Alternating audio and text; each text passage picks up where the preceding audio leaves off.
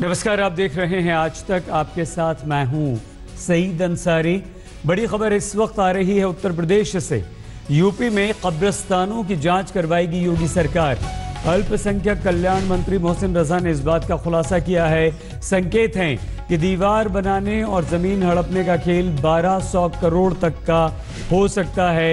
यानी कि मतलब यह हुआ अखिलेश यादव की मुश्किलें बढ़ सकती हैं। उत्तर प्रदेश के पूर्व मुख्यमंत्री अखिलेश यादव के कब्रिस्तान घोटाले की जांच करवाएंगे योगी आदित्यनाथ। अब योगी सरकार अखिलेश सरकार के कब्रिस्तान चार दीवारी योजना की जांच कराने जा रही है।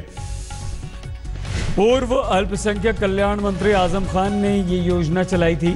5 साल में 1200 करोड़ रुपए खर्च किए गए थे। योगी ने इस योजना की जांच के लिए 3 मेंबर्स की एक कमेटी बना दी है और इस कमेटी को देखना होगा कि कितना इसमें घोटाला हुआ। इस योजना में पूरे उत्तर प्रदेश भर के तमाम जिलों में कब्रिस्तानों की बाउंड्री बनाई गई थी।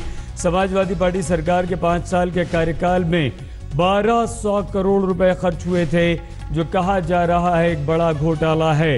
इससे पहले उत्तर प्रदेश के चुनाव में प्रधानमंत्री नरेंद्र मोदी ने फतेहपुर की रैली में, आपको याद होगा, कहा था कि शमशान और कब्रिस्तान को लेकर भेदभाव नहीं किया जाना चाहिए। वक्फ बोर्ड की जांच तो सीबीआई को दे दी गई, लेकिन अब योगी सरकार कब्रिस्तानों की जांच की ओर भी बढ़ रही है। इस वक्त हमारे साथ बात करने के लिए मौजूद हैं अल्पसंख्यक मामलों के मंत्री मोहसिन रजा। मंत्री जी, ये बताइए कि कब्रिस्तान की कौन सी जांच को लेकर के अब सरकार तैयारी कर रही है और किस तरह की ये जांच होगी? क्या आप लोगों को शिकायतें मिली? देखिए अभिषेक, जहाँ तक बात की जाए कब्रिस्तान की, तो कब्रिस्तान के लिए नहीं अगेंस्ट है सरकार, लेकिन वहाँ पर जिस तरह से कार्य किए गए हैं, ये देखना होगा कि जब बजट शुरू हुआ था कब्रिस्तान के बारे में एक योजना बनाई थी पिछली सरकार ने, तो पहला बजट जब था तो 200 करोड़ का था।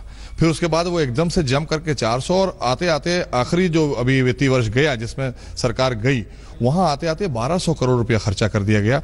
तो ये देखना होगा कि जो कब्रिस्तान की बाउंड्रीज हुई हैं उनमें गुणवत्ता क्या है, क्या वो जगहें कब्जा की गई हैं जो वाकई में कब्रिस्तान थी, या उसके आड़ में अवैध कब्जे भी कर लिए गए। ये सारी चीजें एक जांच का विषय है, चूंकि ये छोटी बात नहीं है। 1200 करोड़ रुपए अगर सरकार के लगे हैं तो कम से कम जस्टिफिकेशन आना चाहिए। और अभी इतना एकदम से बढ़ जाना बजट कि 200 से 800 करोड़ और उसमें 200 से 400, 400 से 600, फिर 1200 करोड़ हो जाना, अंतिम वित्तीय जो बजट गया है उसमें तो बहुत ही ज्यादा एकदम से पैसा उसका खर्चा किया गया। और फिर एक ही एजेंसी ने खर्चा किया है, ज्यादा से ज्यादा रुपया जो है वो एक एजेंसी ने खर्चा किया है। खाली एक नोडल एजेंसी है CNDS, उसके थ्रू गया है। तो इसमें पारदर्शिता होना चाहिए और जो कुछ भी हुआ है वो कार्य पूरे आना चाहिए सरकार के सामने और जनता के सामने आना चाहिए निकलकर।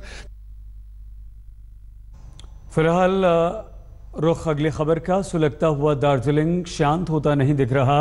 अलग गोरखालैंड की मांग कर रहे गोरखा जन मुक्ति मोर्चा का प्रदर्शन थमता हुआ भी नहीं दिखाई दे रहा। स्थिति बेकाबू होती जा रही है। गोरखा जन मुक्ति मोर्चा ने आज भी जोरदार प्रदर्शन किया है।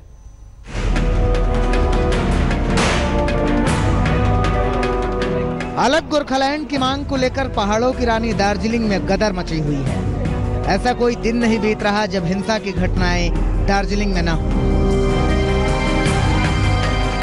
कहीं गाड़ियां फूंक दी जा रही हैं, कहीं उपद्रवी सुरक्षा बलों पर पथराव कर रहे हैं। हालात बेकाबू हैं। ऐसे माहौल में पहली बार GJM के मुखिया बिमल गुरंग सामने आए। उन्होंने आरोप लगाया कि शनिवार को पुलिस के फायरिंग में GJM के 3 कार्यकर्ताओं की मौत हुई थी। पुलिस को बिमल गुरंग की तलाश है, लेकिन वो किसी अनजान जगह पर छिपे हुए हैं। इधर सड़क पर गुरंग के समर्थक जोरदार प्रदर्शन कर रहे हैं।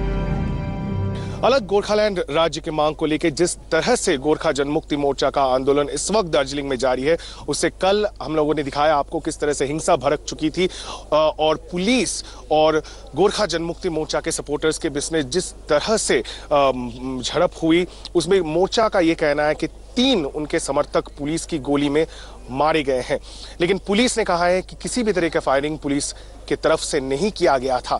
गोरखा जनमुक्ति मोर्चा ने आज काला दिवस का ऐलान किया है। आपको दिखा दी, ये है चौक बाजार दार्जिलिंग का सेंट्रल एरिया है जहां पे मोर्चा ने एक प्रदर्शन का ऐलान किया है, जहां पे मोर्चा समर्थक सब यहां पे सुबह आने के लिए कहा गया है। इन सब के बीच गृह मंत्री राजनाथ सिंह ने राज्य के हालात पर मुख्यमंत्री ममता बनर्जी से बात की। खबर है कि राज्य सरकार ने केंद्र सरकार से और सुरक्षा बलों की मांग की है। गोरखा मुक्ति मोर्चा ने पिछले सोमवार से बंद का ऐलान कर रखा है। उन्होंने सभी सरकारी दफ्तरों को बंद रखने का ऐलान किया है।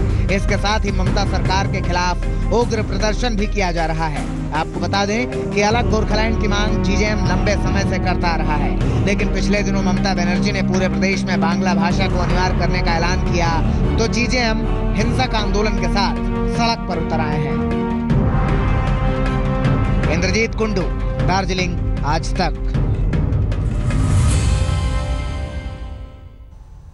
अगली खबर कश्मीर से है, जहां आतंकवादी अपनी नापाक हरकतों से बाज नहीं आ रहे। जम्मू कश्मीर में आतंकवादी अलर्ट के 48 घंटे बाद श्रीनगर से सीमा तक फौज का ऑपरेशन चल रहा है।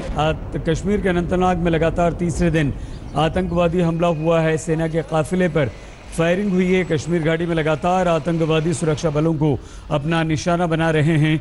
आतंकवादियों के दुस्साहस की वजह से तीसरे दिन ये आतंकवादियों की नापाक हरकत यानी कि सुरक्षा बलों को निशाना बनाया गया।